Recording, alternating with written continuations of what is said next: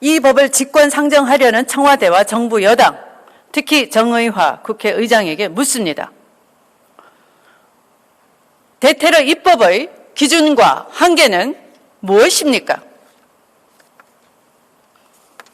통합적인 대테러법의 제정의 필요성에 대해서는 저도 충분히 공감할 수 있습니다.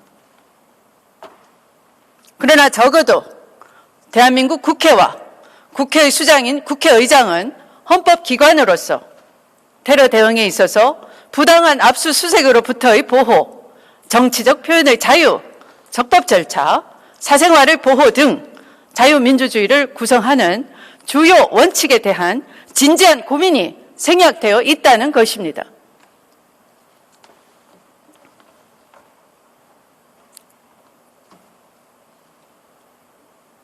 첫째로는 대테러 입법으로 국가정보수사기관의 감시 및 정보 수집 권한을 강화하는 내용이 담겨 있는데 그런 권한의 강화 이전에 그 필요성을 구체적으로 입증해야 될 것입니다.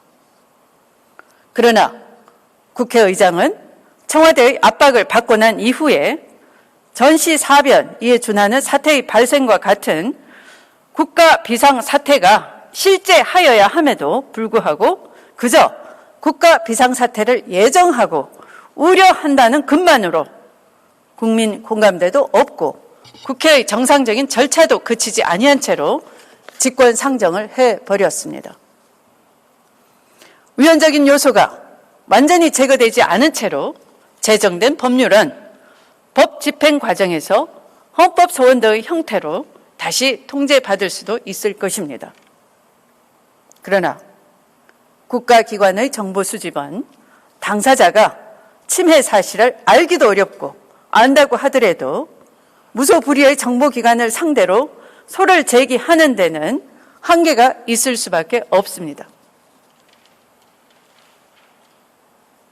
개인의 사법적 통제는 이와 같이 힘들기 때문에 입법부로서는 절차적 통제 수단의 확보와 법 규범으로서의 제대로 된 명확한 규범성을 확보하려는 노력이 매우 중요하다는 것입니다. 그럼에도 이 순간에 국회의장과 새누리당은 그 의무를 저버린 채 번갯불에 콩 볶듯이 급조되고 어설프게 수정된 테러 방지 법안을 한시바삐 통과시켜야 한다고 억지 주장을 하고 있습니다. 권력자는 항상 국가 안보를 명분으로 헌법상 권리와 자유에 대한 희생을 강요하려는 유혹에 빠지기 쉽습니다. 결국 헌법국가로서 국민의 자유와 안전에 대한 위협에 대해 효과적이면서 동시에 헌법적으로 적절한 방법으로 방어해야 합니다. 헌법국가로서 자기 이해와 의무를 포기함이 없이 국민의 본질적인 권리를 보호해야 할 과제는 대한민국 국회의 몫입니다. 국가안보 위기 상황에서도 반드시 헌법적으로 보호되어야 할 권리가 존재합니다. 국가위기 상황에서 국가행위의 한계를 명확히 설정하고 테러 등 국가안보 위협 상황의 적절한 대응과 헌법상 보장되는 국민의 권리 간의 조화로운 균형을 모색하는 역할은 우리 국회의 포기할 수 없는 책무인 것입니다.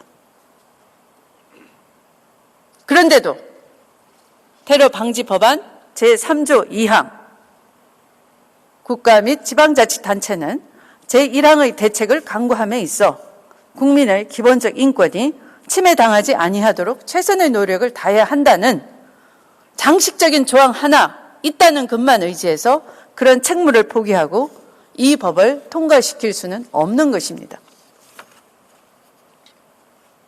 그리고 국가와 지방자치단체는 국민의 기본적 인권을 침해하지 않기 위한 최선의 노력을 하겠다는 립 서비스를 하는 것에 그치는 것이 아니라 그것이 바로 가장 중요한 국가와 지방자치단체의 존재 이유이고 의무가 되어야 하지 않겠습니까? 이 법의 적용 대상이 마치 유엔이 지정한 테러 단체에 국한되는 것이고 테러 위험 인물도 테러단체 조직원 또는 테러단체의 선전자금의 모금 등 활동과 관련 있는 자만 이 법의 적용 대상자인 것처럼 하고 있습니다. 실제 그렇게 믿고 있는 국회의원도 있습니다. 그러나 일반 국민이 적용 대상이 될 가능성이 없는 것처럼 위장하고 있지만, 그러나 법 제2조의 테러 활동에 대한 모호한 개념, 대테러 활동과 조사에 대한 광범위하고 비법률적이며 구체적이지 않은 표현과 법 제9조의 출입국, 금융거래정보, 통신정보, 수집 권한, 위치정보 요구 권한, 대테러 조사 및 추적 권한으로 이런 광범위한 권한을 가지고 있습니다. 그렇다 보니 일반 국민도 국정원이 테러와 관련된 의심할 만한 상당한 이유가 있다는 자의적인 판단을 근거로 조사 대상자에 얼마든지 포함될 위험이 있는 것입니다. 정보기관의 의심만으로도 헌법상 기본권이 침해될 가능성이 농후한데 국회가 이 법을 그대로 통과시켜야 한다는 것입니까?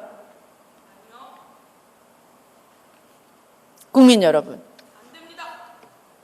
14년 동안 이 법을 통과시키지 않았던 것은 이 법에 대한 반헌법적, 인권 침해적 부분이 해소되지 않았기 때문인 것입니다.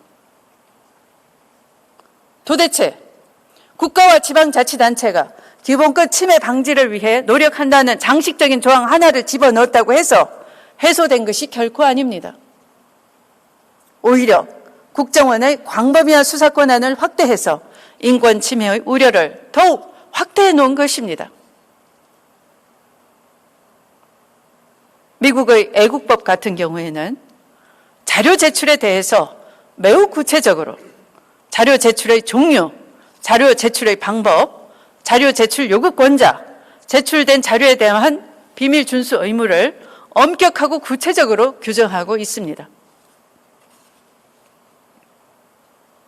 도서 대출 기록, 도서관 이용자 목록, 도서 판매 기록, 도서 구매자 목록, 총기 판매 기록, 소득 신고 기록, 교육 기록 또는 개인정보 인식이 가능한 의료 기록에 대한 필요한 신청을 하는 경우에 제출 명령 신청은 법관에게 제기하여야 합니다. 또한 제출을 요구한 유형물이 국제 테러나 첩보 활동의 목적하에 단순히 위협에 대한 평가가 아니라 공인된 수사와 관련된 것으로 판단할 만한 합리적인 근거를 증명하는 사실 진술 또는 공인된 수사와 관련된 것임을 증명하여야 합니다. 발부된 명령서에는 제출 대상인 유형물이 충분히 특정하여 식별할 수 있도록 기재할 것을 요구합니다.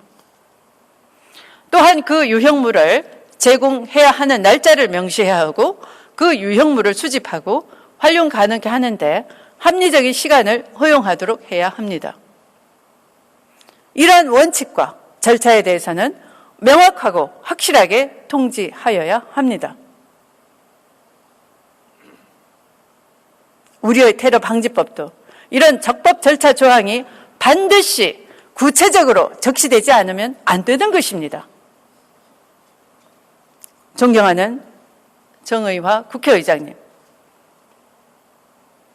미완성의 초안도 못 되는 법안을 서둘러 직권 상정해 국회의 권능을 포기하고 헌법적 책무를 저버릴 것이 아니라 지금이라도 직권 상정을 철회하고 제대로 된 테러 방지법을 만들어 국민의 생명과 안전을 지키면서 헌법상의 소중한 기본권도 보장받을 수 있도록 다시 논의할 것을 촉구합니다.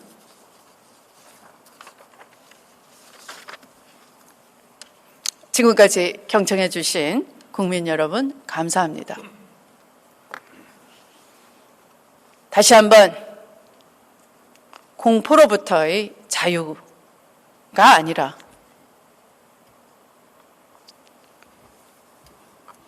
공포 속으로 빠져드는 대한민국을 만들지 않기 위해서 저희들이 고군분투하고 있다는 것을 진심을 헤아려 주셨으면 좋겠습니다. 편안히 주무시기 바랍니다. 네, 추미애 의원 수고 많이 하셨습니다. 예, 과연 추다르크답습니다.